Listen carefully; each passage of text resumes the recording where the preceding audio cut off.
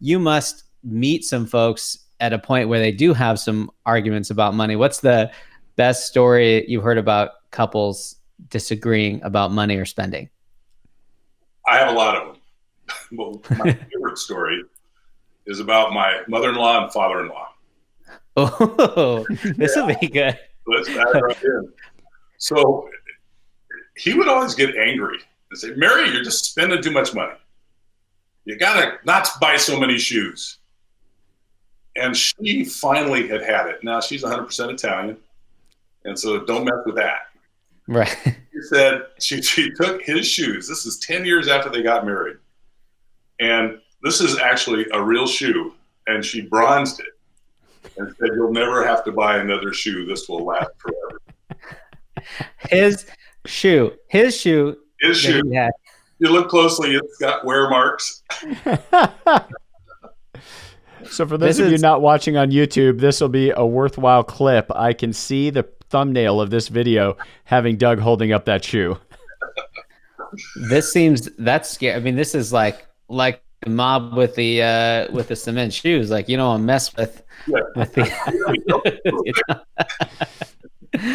Oh, but so Doug, I think that a lot of people, my guess would be from what I've seen, that a lot of couples end up having disagreements about money, but they're quiet ones. Like, they're festering because they're not really talking about it the whole time.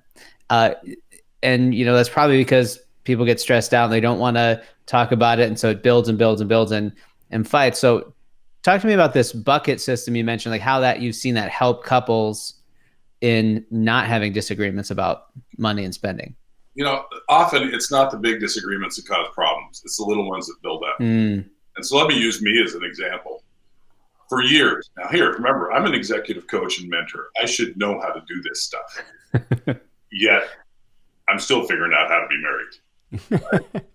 Someday, never mind. I'm not even going to do it. We all are. Yeah. I'm having a rough time. Anybody had any rough cash flow years? And I'm paying the bills, and my wife would come home, and she goes, look what I got. These shoes, I got 2 of them for this price. They're great, and this outfit is great. And she wasn't even spending a ton of money. But I didn't have enough money to make ends meet. I was having some rough months. So every time I'm supposed to be excited, you just got this new thing you really like. And I wasn't. Well, when we started actually knowing where our money goes, she returns half of what she buys. I had no idea.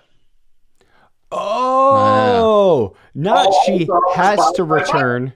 She just has a habit of returning half of what she buys. But every time she walked in the door with stuff, you were losing your stuff. Because you're thinking, like, I'm sure you were polite, but internally you're just like, oh my gosh. I was going, we are not on the same page. Come on. How many shoes do you need? I mean, whatever the dialogue is. Now it's, oh, that's cute. Nice. Great. This is one of the things she does for pleasure. Shops. I know. And returns. And returns. That's part of it. Women do that. They buy clothes. They try them on. They didn't quite fit right. Now you can just have them shipped. I mean, it's so easy.